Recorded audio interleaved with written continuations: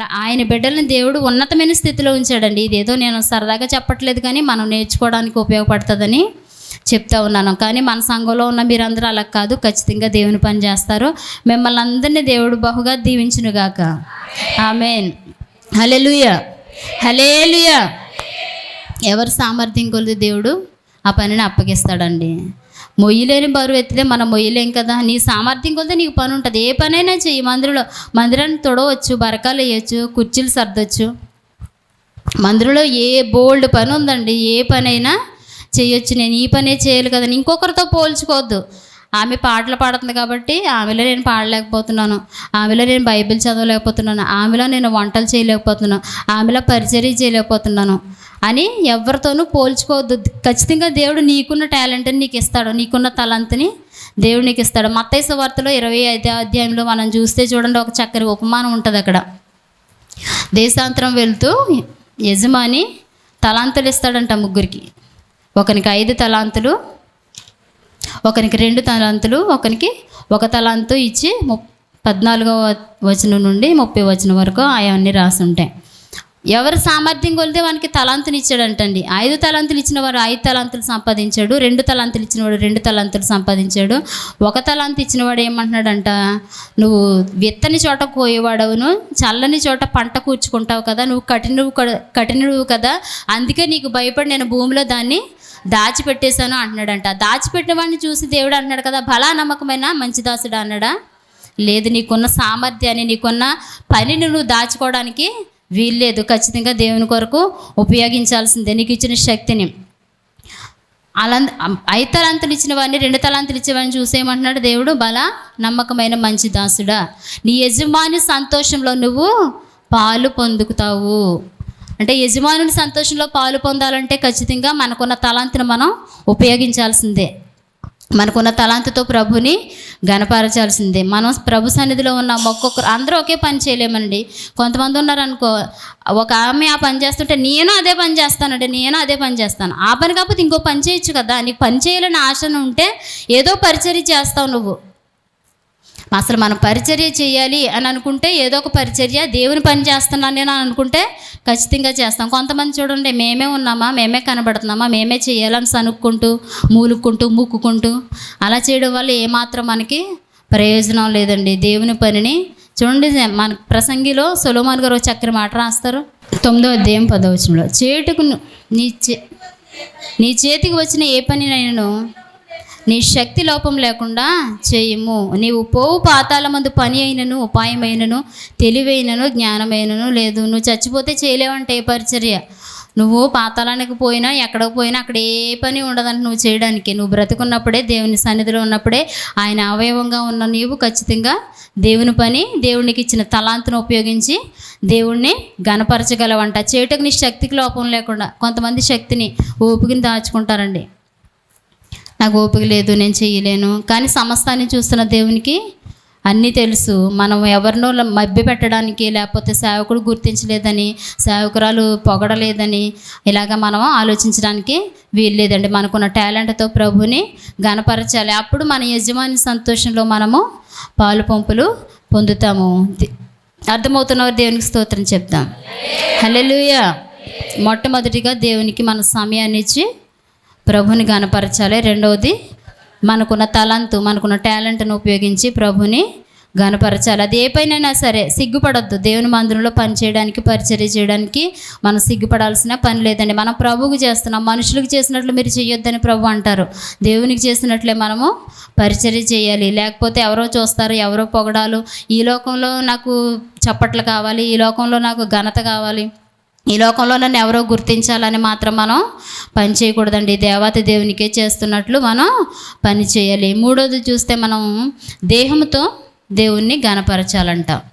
ఏంటంటే దేహంతో దేవుణ్ణి గణపరచాలి, మహిమపరచాలి. 1 కొరింథీ పత్రికలో చూడండి, 6వ అధ్యాయము 18వ వచనంలో ఒక మాట ఉంటుంది.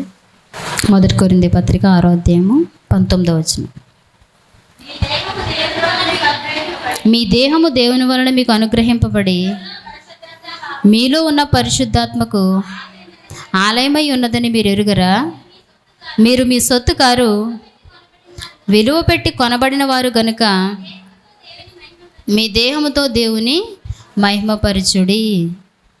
ఇక్కడ ఏమని చెప్తుందంటే దేహముతో ప్రభువుని గణపరచాలంటే మీ దేహము దేవుని వలన, ఈ దేహము మనకి దేవుని వలన అనుగ్రహింపబడిందంటండి. మన దేహము దేవునికి ఆలయమై ఉందంట. ఆలయాన్ని ఒక చోట రాస్తారు, ఎవరైనా నా ఆలయాన్ని పాడు చేస్తే నేను వారిని పాడు చేస్తాను. దేవుడు ఊరుకునేవాడు కాదంటండి. ఈ దేహముగా, ఈ ఆలయంగా ఉన్న ఈ దేహాన్ని, ఒకవేళ నీ దేహాన్ని నువ్వు పాడు చేసుకున్నా, ఎదుటి వారి దేహం పాడు చేయడానికి నువ్వు ప్రయత్నం చేసిన దేవుడు విడిచిపెట్టేవాడు కాదండి. దేహంతో మనం ప్రభుని గణపరచాలి, దేహంతో మనము ప్రభుని స్తుతించాలి. దేహంతో కనపరచడం ఏంటి? మందిరానికి వస్తున్నాం కదండి, దేహంతోనే వస్తున్నాం కదండి, బాడీ ఇంటి దగ్గర పెట్టి మేము రాలేం కదండి, స్తుతిస్తున్నాం కదండి అనడానికి కాదు. కానీ దేహంతో ప్రభుని స్తుతించడం అంటే నీ క్రియలు, నీ పనులు, నువ్వు ఏ స్థలానికి వెళ్తున్నావు, ఎక్కడ ఉంటున్నావు, దేవునికి మహిమకరంగా బ్రతుకుతున్నావా, నువ్వు ఎలా జీవిస్తున్నావా అన్న దాన్ని బట్టి ఈ మాట నేను చెప్తా ఉన్నాను. దేహంతో మనం ప్రభుని గణపరచాలి. యెషయా 43:7 కూడా ఒక మాట ఉంటుందండి, నా మహిమ నిమిత్తమే నేను మిమ్మల్ని సృజించానని. యెషయా గ్రంథము 43:7 నా మహిమ నిమిత్తము నేను సృజించిన వారిని. చాలరా, నా మహిమ నిమిత్తం. ఎవరి మహిమ నిమిత్తం అని సృజించాడంట మనల్ని? దేవుని మహిమ నిమిత్తమే మనల్ని సృజించాడంట. ఆయన నామం మహిమపరచబడ్డానికే మనం బ్రతుకుతూ ఉన్నామంట. మనం విలువ పెట్టి కొనబడిన వారం అంటండి. కొరింథీ పత్రిక 9వ అధ్యాయము, 1 కొరింథీ పత్రిక 9వ అధ్యాయం 27 కూడా ఉంటుంది. విలువ పెట్టి కొనబడిన వారు కనుక మీరు మనుషులకు దాసులు కాకుడి. ఈ దేహంతో మనం ప్రభుని గణపరచాలి. విలువ పెట్టి కొనబడ్డామంట. మనుషులకి దాసులు మనం కాకూడదంట, మనం మనుషులకి దాసులుగా ఉండకూడదంట. దేహంతో ప్రభుని గణపరచడం అంటే మన గురించి ఎవరైనా ఒక మంచి సాక్ష్యం చెప్పాలి.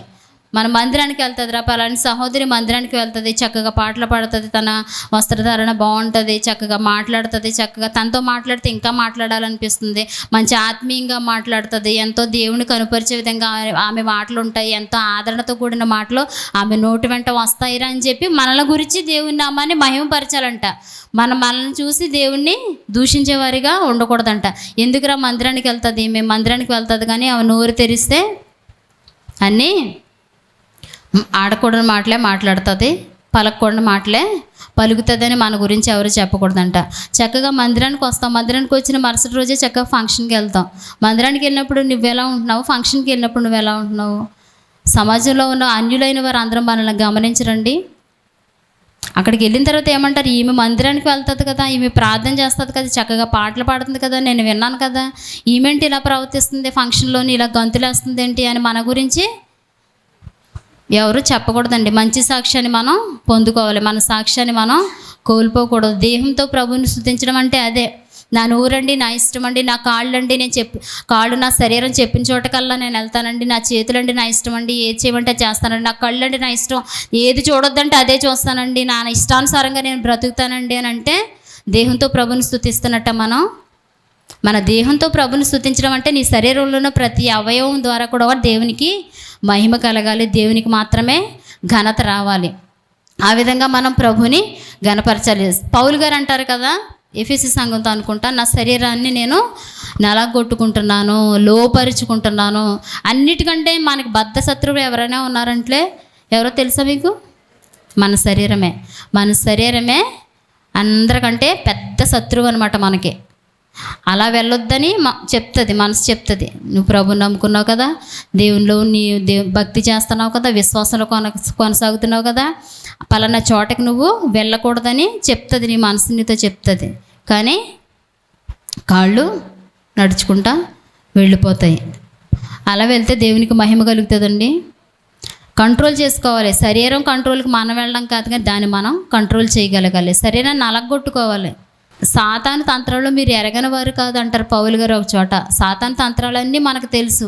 ఏ స్థలానికి వెళ్తే మనం దేవునికి అవమానకరంగా బ్రతుకుతామో మనకు తెలుసు. అయినా కానీ శరీరం నిన్ను అక్కడికే లాక్కెళ్తూ ఉంటుంది. అలా కాదండి, దేహంతో విలువ పెట్టి కొనబడ్డావు. నువ్వు ఊరికనే వచ్చి ఇక్కడ కూర్చోలేదు, ఏదో సరదాగా కాలక్షేపానికి వచ్చి ఇక్కడ కూర్చోలేదు. విలువ పెట్టి ఆయన రక్తాన్ని చిందించి మనందరి కొరకు ప్రాణం పెట్టాడు కనుక ఆయన ఉచితమైన ప్రేమ చెప్పిన మనం ఈ స్థలంలో ప్రభుని స్తుతిస్తున్నామంటే. అలాంటి నీ దేహం దేవునికి ఆలయంగా ఉంది.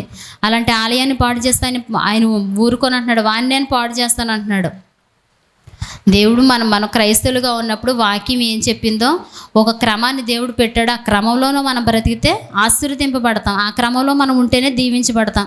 మన ఇష్టానుసారంగా మనం బ్రతికితే దీవించబడండి. దేహంతో ప్రభుని ఘనపరచాలి. అప్పుడు మనల్ని ఈ లోకంలో దేవుడు ఘనపరుస్తారు. మొదటిగా సమయంతో ప్రభుని ఘనపరచాలి. రెండోది మనకున్న తలాంతుతో ప్రభుని ఘనపరచాలి. మూడోది దేహముతో దేవుణ్ణి ఘనపరచాలి. అర్థమైతే బిగ్గరగా దేవుని స్తోత్రం చేద్దాం. హల్లెలూయా, హల్లెలూయా. ఇంకా నాలుగోది చూస్తే మనం ధనముతో మనము ప్రభుని ఘనపరచాలంట. ధనముతో ప్రభుని ఘనపరచాలి. ఏదైనా విన్నేస్తాడు కానీ అపవాది ఈ మాటను మాత్రం అస్సలు విన్నవాడు. చెవిలో సీసం పోసేస్తాడు. ధనముతో ప్రభుని ఘనపరచాలి. దేవుడు క్రమాన్ని పెట్టాడండి. నువ్వు ఆర్థికంగా బలపడాలంటే ఆర్థికపరమైన విషయాల్లో దేవునికి నమ్మకంగా ఉండు. నీకు శరీరంలో స్వస్థత కావాలా, నీకు విశ్వాసం ఉండాలి. అంతేగాని నా దగ్గర ఇన్ని డబ్బులు ఉన్నాయండి, బోల్డ్ లక్షలు ఉన్నాయండి, కోట్లు ఉన్నాయండి, నన్ను ఎందుకు స్వస్థపరచవుతాండి అని అడగడానికి మనం సరిపోం. దేవుడు క్రమాన్ని పెట్టాడు. నీకు స్వస్థత కావాలంటే నీకు విశ్వాసం కావాలంతే. నువ్వు ఆర్థికంగా బలపడాలా, ఆర్థికపరమైన విషయాల్లో నాకు నమ్మకంగా ఉండు. నమ్మకమైన వానికి మెండైన దీవెనలు కలుగు చేస్తానని ఆయన అంటూ ఉన్నాడు. మనకున్న ధనంతో మనం ప్రభుని ఘనపరచాలి. మన దగ్గర ఉన్న ధనంతో ప్రభుని మహిమపరచాలి. ధనంతో ప్రభుని ఘనపరచడం అంటే నిజంగా ఈ దినం పరిచర్య ఈ విధంగా జరుగుతుందంటే మిమ్మల్ని అందరిని బట్టి నేను చాలా సంతోషపడతానండి. మీ హస్తాలు లేకుండా ఇక్కడ ఏ పరిచర్య జరగట్లేదు. మీ గుప్పులు విప్పకుండా ఏ పరిచర్య కూడా జరగట్లేదని ఎంతో భారమైన పరిచర్య చేస్తూ ఉండగా సేవకునికి సహకారులుగా ఉన్న మీ ప్రతి గుప్పిలిని, ప్రతి హస్తాన్ని దేవుడు బహుగా దీవించునుగాక. ఆమేన్. హల్లెలూయా, హల్లెలూయా. ధనంతో ప్రభుని మనం ఘనపరచాలండి. మనం మలాకీ గ్రంథంలో చూస్తాం కదా, 3వ అధ్యాయము, నా మందిరంలో ఆహారం ఉన్నట్లు 10వ వంతు నా మందిరపు నిధిలోనికి తీసుకురండి, అప్పుడు పట్టజాలని దీవెనలు మీ జీవితంలో మీకు కుమ్మరిస్తానని దేవుడు చెప్తా ఉన్నాడు. ప్రభు చెప్పిన క్రమంలో నడిస్తే ఖచ్చితంగా మనం ఆశీర్వదింపబడతామండి. ప్రభు చెప్పిన క్రమంలో మనం బ్రతికితే ఖచ్చితంగా దేవుడిని ఒక విషయం అడుగుతాను, చెప్పండి. మీరు దేవుడు ఏ పని చేయించుకోలేక ఆయన దరిద్రుడయ్యి దీనుడయ్యి మనల్ని డబ్బులు అడుగుతున్నాడండి, మనల్ని ధనం అడుగుతున్నాడా ఆయన పరిచర్య కొరకు? లేదు కదా. ఆయన దరిద్రుడయ్యి మనల్ని భాగ్యవంతుల్ని చేశాడు. ఆయన పని చేస్తే చూడండి, మనం చూస్తాం సామెతల గ్రంథంలో ఒక మాట ఉంటే చూడండి, 18వ అధ్యాయం 16వ వచనంలో ఒక మాట ఉంటే చూడండి. ఒకడు ఇచ్చు కానుక వానికి వీలు కలుగజేయును, అది గొప్పవారి ఎదుటికి వానిని రప్పించును. ఒకరు ఇచ్చే కానుకంట ఏం కలుగజేస్తుందంట? వీలు కలుగజేస్తుందంట. మీరు చేస్తున్న పనిలో మీరు ధనంతో ప్రభుని కనపరిస్తే మీరు ఇచ్చే కానుకంట మీకు వీలు కలుగజేస్తుందంట. అది గొప్పవారి ఎదుటికి మిమ్మల్ని రప్పిస్తుందంట. అది గొప్పవారి ఎదుటి మిమ్మల్ని నిలవబెడతా ఉంటుందంట. మనం ఇచ్చే కానుక అసలు మన కానుక ఎందుకు ఇవ్వాలి? మనం ధనంతో ప్రభుని ఎందుకు గణపరచాలంటే మనం దీవించబడడానికి, మనం ఆశీర్వదింపబడడానికి, మన బిడ్డలు దీవెనకరంగా బ్రతకడానికే తప్ప అది దేవుడు చేయించుకోలేని పని కానీ లేకపోతే దేవుడు దరిద్రుడయ్యి కానీ మనల్ని అడగట్లేదు. మనం ఇచ్చే కానుక వల్ల ఆయనకి మహిమ కలుగుతుంది, మనమే ఆశీర్వదింపబడతాం, మనమే దీవించబడతాం. అనేక మందిని ప్రోత్సహించేవారిగా ఉండాలండి. కొంతమంది చూడండి, వాళ్ళు కానుకిస్తే పక్కవారు కూడా ఇవ్వాలేమో అని చెప్పి కొంతమందిని ఆపేస్తూ ఉంటారు. ఏదైనా కార్యక్రమం జరుగుతున్నప్పుడు నేను ఇంత కానుక ఇవ్వాలని అనుకుంటున్నాను పక్క సహోదరితో చెప్తే ఆ సహోదరి ఆపడానికి ప్రయత్నం చేస్తుంది కానీ ప్రోత్సహించడానికి ప్రయత్నం చేయదు. నువ్వు అలాగా ఉండకూడదు. ధనంతో ప్రభుని గణపరచడం అంటే అనేక మందిని ప్రోత్సహించేవారుగా మనం ఉండాలి. ఇంత పరిచర్య ఉంది కదా, ఇంత పరిచర్యలో మనం కూడా మన హస్తాలు కూడా ఉండాలి. నీ సామర్థ్యం ప్రభువుకు తెలుసు. నువ్వు మోయలేని బరువేమీ మోయొద్దు. అప్పులు చేసి దేవునికి ఏమీ మనం ఇవ్వాల్సిన అవసరం లేదండి. మన స్థితి అంతా దేవునికి తెలుసు, మన పరిస్థితి అంతా దేవునికి తెలుసు. నిజంగా మిమ్మల్ని సంఘ ప్రారంభం నుంచి మిమ్మల్ని చాలా నేను అభినందిస్తూ హృదయంలో భారం కలిగి మీ కొరకు ప్రార్థన చేస్తానండి ఖచ్చితంగా. ఎందుకంటే వేలాది రూపాయలు మీరు దేవుని పని కొరకు ఉపయోగిస్తూ ఉన్నారు. వేలాది రూపాయలతో క్రిస్మస్లు చేస్తారు, ఉపవాస కూటాలు చేస్తాం, అనేకమైన కార్యాలు మన ద్వారా మీరిచ్చే ప్రతి కానుక ద్వారానే జరుగుతూ ఉన్నాయి. దేవుడు అందరిని బట్టి మీ అందరినీ బలంగా ఆశీర్వదించునుగాక. ఆమేన్. మనం ధనంతో ప్రభుని గణపరచాలి. మనకున్న ధనంతో ప్రభుని గణపరచాలి. చూడండి, బేదలను కనికరించేవాడట యెహోవాని గణపరిచేవాడంట. బేదలను కనికరించేవాడు యెహోవాకు అప్పిచ్చేవాడంట. బీదలను కూడా మనం కనికరించాలి. ధనం ఉంది కదా అని చెప్పి మనమే తిని మనమే నా బిడ్డలే బాగోవాలి, నా ఇంట్లో వారే బాగోవాలి, నా బంధువులే బాగోవాలని మనం ఆలోచించకూడదండి. ధనంతో బీదవారికి కూడా మనం సహకరించే వారిగా ఉండాలి. అలాంటి హస్తాలుగా దేవుడు మనందరినీ బలపరచునుగాక. ఆమేన్. చివరిగా ఒక మాట చెప్పి నేను ముగిస్తాను.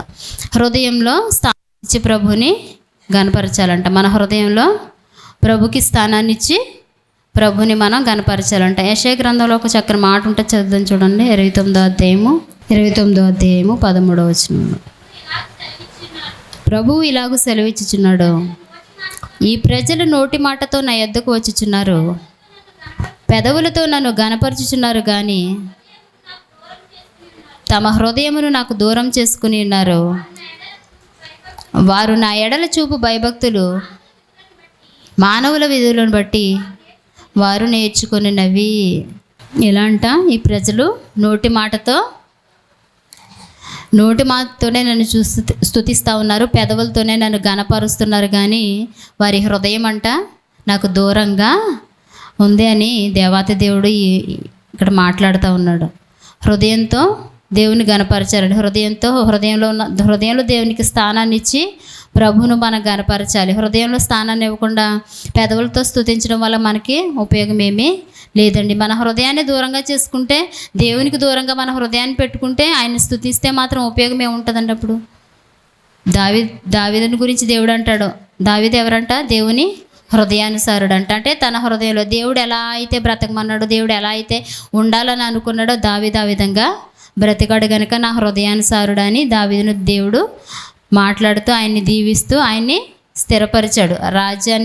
రాజరికాన్ని ఆయన సంతానానికి తరతరాలకైనా స్థిరపరిచాడు. మనం ఏదైనా ఒక పని చేయాలని అనుకుంటాం, మనసులోకి వస్తుంది. ఇంట్లో ఏదైనా కార్యక్రమమే కానివ్వండి, వివాహమే కానివ్వండి, పుట్టినరోజు కానివ్వండి, ఏదైనా మన ఇంట్లో ఏదో కార్యక్రమం చేస్తూ ఉంటాం కదా. ఏదో పని చేసినప్పుడు అసలు ఇది ఎలా చేయాలి, దేవునికి నచ్చేటట్టు చేయాలి కదా, దేవుని మహిమపరిచే విధంగా ఈ కార్యక్రమం జరగాలి కదా అని మనం ఆలోచించుకోకుండా మన ఇష్టానుసారంగా మనం ఆలోచనలో తీసుకుంటూ ఉంటాం. మనకు నచ్చే విధంగా పైగా పక్కన బంధువుల మీద మనం నెట్టేస్తూ ఉంటాం. ఆదివారం అయితేనే మా చుట్టాలు అందరూ వస్తారండి, అందరూ జాబ్ హోల్డర్స్ అండి, ఆదివారమే కుదురుతుందండి, ఆదివారమే పెడతామని మనం ఇబ్బంది పెడతా ఉంటాం. సేవకునికి కన్నీరు రప్పిస్తూ ఉంటాం కొన్ని పర్యాయాలు. అలా ఉండకూడదండి. నువ్వు దేవునికి హృదయాన్ని నీకు దగ్గరగా, దేవుని హృదయంతో నీ హృదయం దగ్గరగా ఉందనంటే నువ్వు ఇలాంటి పనులు చెయ్యవు. మన పెదవులతోనే స్తుతిస్తారంట. అయ్యా మీకు స్తోత్రం అయ్యా, నీ కృపను బట్టి నేను ఎలా ఉన్నాను, నువ్వు చెప్పిన పని చేస్తానయ్యా, నీ మాట వింటానయ్యా, నీకు లోబడతానయ్యా, నీకు అవిధేయులుగా ఉండను, నీకు విధేయత చూపిస్తానని పెదవులతోనే ఎంతవరకు పలుకుతారంట, కానీ వాళ్ళ హృదయాన్ని మాత్రం దేవునికి దూరంగా ఉంచుకుంటారంట.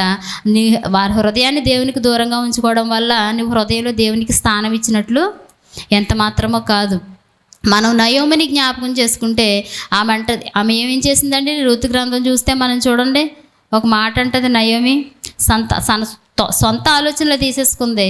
కరువు వచ్చింది కదా అని చెప్పేసి బెత్లెహేమును విడిచిపెట్టేసి అన్య ప్రాంతమైన మోయాబు దేశం వెళ్ళిపోయింది ఆమె.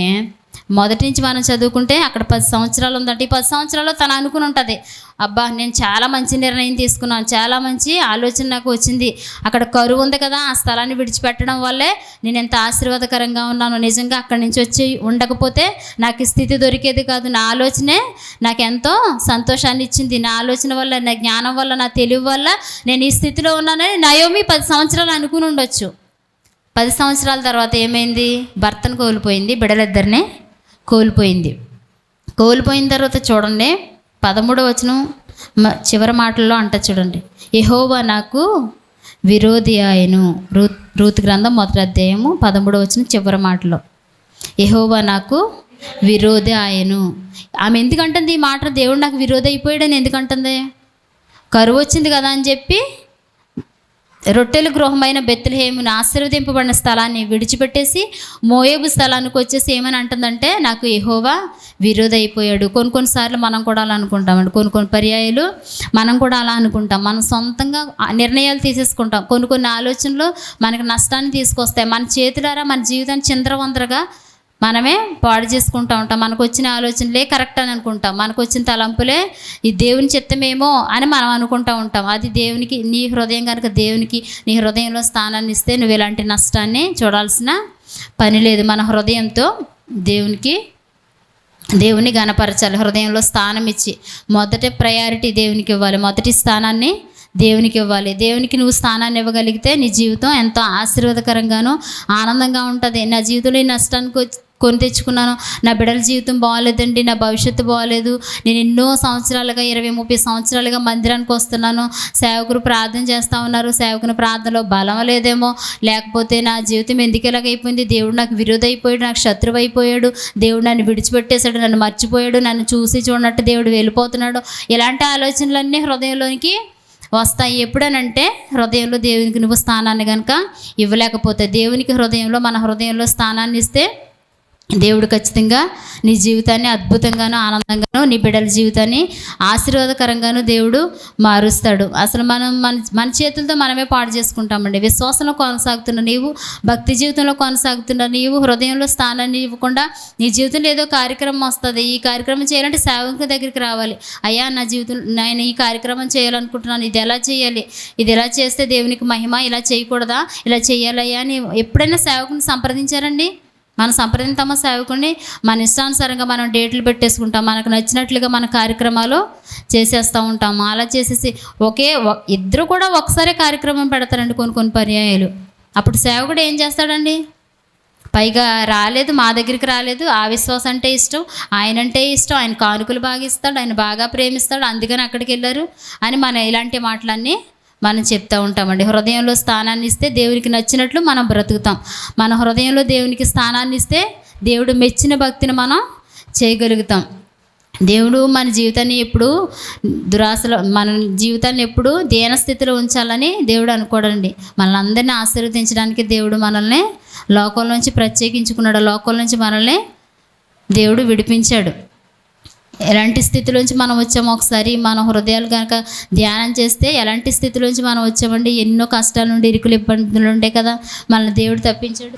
మన హృదయంలో కనుక ప్రభుకి స్థానాన్ని ఇస్తే నయోమి చెప్పినట్లుగా మనం చెప్పం. ఆమె సొంతంగా నిర్ణయం తీసేసుకుంది, సొంత ఆలోచనలు తీసేసుకుంది. అక్కడ ఎవరు నివసించలేదండి. ఆ మొక్కతే విడిచిపెట్టేసింది ఆ దేశాన్ని, అన్య ప్రాంతానికి వెళ్ళిపోయింది. అసలు నేను వెళ్ళకూడదు, ఆ స్థలంలో ఎంతవరకు నేను ఉండగలను, ఇక్కడే దేవుడు నన్ను ఆశీర్వదిస్తాడు కదా. కానీ మరలా తిరిగి రావడం తప్పిందండి ఆమెకి. ఆ స్థలానికే తిరిగి మరలా నయోమి వచ్చింది. ఆ దేవుడే గొప్ప దేవుడు, ఆ దేవుడే శక్తిమంతుడు, అక్కడే ఆశీర్వాదం ఉంది, అక్కడే నా జీవితం బాగుపడుతుందని చెప్పి మరలా తిరిగి దేవుని దగ్గరికి తిరిగి వచ్చింది. ఒక్కొక్కసారి మనం కూడా సొంత నిర్ణయాలు తీసుకుంటామండి. మనం ప్రభు పాదాల దగ్గర పెట్టాలండి, సేవకుడిని సంప్రదించాలి. నువ్వు వాక్యంలో విశ్వాసంలో కొనసాగుతున్న బిడ్డవు కదా, విశ్వాసవు కదా, అలాంటప్పుడు నువ్వు ఎలా బ్రతకాలి? అసలు అయ్యా నాకు ఈ తలంపు వచ్చింది, ఇది ఎంతవరకు కరెక్ట్ అయినా, నేను ఎలా ఉండొచ్చా, ఇలా ఉండకూడదా, ఏం చేయాలి అని సేవకుని మనం అడగాలి. లేదంటే ప్రభు పాదాలు పట్టుకుని గోజాడాలి. దేవుడు ఖచ్చితంగా మన జీవితాలని ఆశీర్వాదకరంగా దేవుడు ఉంచుతున్నాడు. అట్టి కృప మన అందరికీ దయచేయునుగాక. ఎన్ని విషయాలు చెప్పుకున్నామండి మనం? వరుసగా చెప్పండి. ప్రభువుని గణపరిస్తే దేవుడు మనల్ని గణపరుస్తాడు. మొట్టమొదటిగా మన సమయంతో ప్రభువుని గణపరచాలి. రెండవది మనకున్న తలాంతుతో ప్రభుని గణపరచాలి. దేహముతో ప్రభుని గణపరచాలి. నాలుగవది ధనముతో ప్రభుని గణపరచాలి. హృదయంలో స్థానాన్ని ఇచ్చి దేవుణ్ణి మనం గణపరచాలి. దేవుణ్ణి ఆ విధంగా గణపరచగలిగితే అప్పుడు అంటున్నాడు దేవుడు, కావున యెహోవాకు ఏదనగా నన్ను గణపరిచే వారిని నేను గణపరుస్తాను. ఇలాంటి మనం సమయంతోనూ, ధనముతోనూ, దేహంతోనూ మనల్ని దేవుని గణపరిస్తే ఖచ్చితంగా దేవుడు మనల్ని గణపరుస్తాడండి. ఇవన్నీ చేసి దేవా నన్ను ఎందుకు గణపరచు నువ్వు అని అప్పుడు అడుగు, ఖచ్చితంగా దేవుడు నీకు సమాధానాన్ని చెప్తాడు. మన ఇష్టానుసారంగా మనం బ్రతికి, మనకు నచ్చిన భక్తి మనం చేసి, మనకి ఏది విశ్వాసానికి ఆటంకంగా ఉందో దాన్ని దూరపరుచుకుని మనం బ్రతికితేనే దేవుడు మనల్ని గణపరుస్తాడు. నువ్వు భక్తి జీవితంలో కొనసాగుతున్నప్పుడు నీ మధ్యలో అనేకమైన అలజడులు రావచ్చండి. రావని నేను అనట్లేదు. క్రైస్తవులుగా ఉన్న వారికి శ్రమలు రావు. దేవుడిని నమ్ముకుంటే ఇన్ని డబ్బులు ఉంటాయి, లేకపోతే మంచి ఇల్లు ఇస్తాడు, మా సంతానం ఉంటుంది, మంచి జీవితం దొరుకుతుంది అని ఎక్కడైనా ఉందండి? ఖచ్చితంగా క్రైస్తవం అంటేనే మనం ముళ్ళబాటల మీద నడుస్తాం. నీ విశ్వాసం ఎంతవరకు ఉంది, నీ విశ్వాసం ఎంతవరకు పనిచేస్తుందని కొన్ని పరీక్షలు కూడా ఆయన పెడతాడో ఈ నిరీక్షణ మనల్ని సిగ్గుపరిచేది ఎంత మాత్రం కాదు. ప్రభువుని గణపరిస్తే ఖచ్చితంగా దేవుడు మనల్ని గణపరుస్తాడు. అలాంటి మహాకృప దేవుడు మనందరికీ దయచేయనుగాక. తలలో వంచండి, ప్రార్థించండి. స్తోత్రం స్తోత్రం స్తోత్రం స్తోత్రం. పరిశుద్ధుడా మీకే స్తోత్రం స్తోత్రం. ప్రార్థించేద్దాం తలలో ఉంచి కొద్ది నిమిషాలు. హల్లెలూయా హల్లెలూయా. స్తోత్రం స్తోత్రం స్తోత్రం. దేవా మీకు స్తోత్రాలయ్యా. వాక్యం ద్వారా మాతో మీరు మాట్లాడినందుకు మీకు స్తోత్రాలు. సర్వోన్నతుడానికి వందనాలు. పక్షపాతం కాదు నాయన, ఒకరిని ఒక రీతిగా మరొక రీతిగా ప్రేమించే దేవుడు కాదు. నువ్వు అందరికీ ఉపకారమైన దేవుడువు. నువ్వు మాట ఇస్తే తప్పక నెరవేరుస్తావు ప్రభా. అబ్రహాంకి ఇచ్చిన మాట చెప్పున అయ్యా 40 సంవత్సరాలు నాయన ఇశ్రాయేలు ప్రజలను నడిపించావు అయ్యా, దాస్యంలో నుంచి రప్పించావు ప్రభా. నువ్వు వాగ్దానం చేసి మాట ఇచ్చి నెరవేర్చే దేవుడు అని మేమందరము తండ్రి ప్రభా నమ్ముతా ఉన్నాం ప్రభా. నాయన నిన్ను గణపరిస్తే మమ్మల్ని గణపరుస్తానని తండ్రి ప్రభా నువ్వు చెప్పిన మాటకి మేము దేవా విధేయులమై నమ్ముచూ ఉన్నాం ప్రభా. నీకు వందనాలు. మిమ్మల్ని గణపరిస్తే మమ్మల్ని తప్పక గణపరుస్తారయ్యా. అయ్యా మీకు ఇవ్వాల్సిన సమయాన్ని మేము దొంగిలిస్తూ ఉన్నామేమో అయ్యా. మీకు ఇవ్వాల్సిన సమయాన్ని దేవా తండ్రి మేము వ్యర్థపరుస్తూ ఉన్నామేమో అయ్యా. సమయంతో నిన్ను గణపరిచే కృపను మాకు దయచేయండి అయ్యా. ఇదిగో తండ్రి ప్రభా దేహంతో నేను గణపరిచే భాగ్యాన్ని ఇవ్వండి. మాకున్న తలాంతుతో మిమ్మల్ని గణపరిచే భాగ్యాన్ని మాకు దయచేయండి అయ్యా. ధనంతో నిన్ను ఆరాధించే భాగ్యం దయచేయండి. మా హృదయంలో మీకు మాత్రమే స్థానం ఇచ్చి మిమ్మల్ని గణపరిచే భాగ్యం మాకు దయచేయండి నాయన. అయ్యా విశ్వాసంలో కొనసాగుతున్న మా జీవితాల్లో అయ్యా అపవాదినైనా ఏ విషయాల్లో మమ్మల్ని వెనక్కి లాగుతూ ఉన్నాడో, ఎలాంటి విషయాల్లో మేము లొంగిపోతూ ఉన్నామో, ఎలాంటి విషయాల్లో మేము వెనకబడిపోయామో అయ్యా తండ్రి ప్రభా ఆ విషయాల్లో మమ్మల్ని మేము సరిచేసుకుని ఏదైనా విన్న వాక్యాన్ని బట్టి మా హృదయాల్లో భద్రపరుచుకుని అయ్యా వాక్యానికి విధేయులై బ్రతికినట్లు మమ్మల్ని బలపరచండి అని చెప్పి అందరూ కలిసి ప్రార్థన చేద్దాం. స్తోత్రం స్తోత్రం స్తోత్రం. హల్లెలూయా. స్తోత్రాలు నాయన. సర్వశక్తిమంతుడానికి వందనాలు వందనాలు వందనాలు వందనాలు నాయన. మహాపరిశుద్ధుడమైన తండ్రి నీ ఘనమైన నామాన్ని బట్టి మీకే స్తుతులు స్తోత్రాలు చెల్లిస్తున్నాం ప్రభా. నాయన ఇదిగో తండ్రి ఇంతవరకు మాతో మీరు మాట్లాడారు నాయన, అందుని బట్టి నీకు స్తోత్రాలు. నీ వాక్యంలోనే మమ్మల్ని అందరినీ బలపరిచారు ప్రభా, మీకు స్తోత్రాలు. నీ మాటల చేత మమ్మల్ని బలపరిచారు, మీకు వందనాలు అయ్యా. ఏ విషయంలో వెనకబడిపోయామో, ఏ విషయంలో అయితే తప్పిపోతూ ఉన్నామో ప్రభా నాయన ఈ దినమందు మమ్మల్ని సరిచేసి అయ్యా వినవాక్యాన్ని మా హృదయాలు తండ్రి నాటింపచేయండి అయ్యా. తగిన ప్రతిఫలాలు మాకు దయచేయండి ప్రభా. నిన్ను ఆరాధించే వారిని విడిచిపెట్టే దేవుడు కాదు. ఈ దేనితో మిమ్మల్ని గణపరచలో మేము నేర్చుకున్నాం ప్రభా. ఆయా విషయాల్లో తండ్రి నమ్మకంగా మేము బ్రతకడానికి సహాయం దయచేయండి. చేరువచ్చిన బిడ్డలందరినీ దీవించండి. వినడం వాక్యం వారి హృదయాల్లో ఫలింపచేయండి ప్రభా. నీకు వందనాలు. జరుగుతున్న కొడుకులు సహాయం చేశారు, నీకు వందనాలు. మీరే మహిమ పొందమని యేసు పరిశుద్ధ నామంలో అడిగి వేడుకుంటున్నాము మా పరమ తండ్రి. ఆమేన్.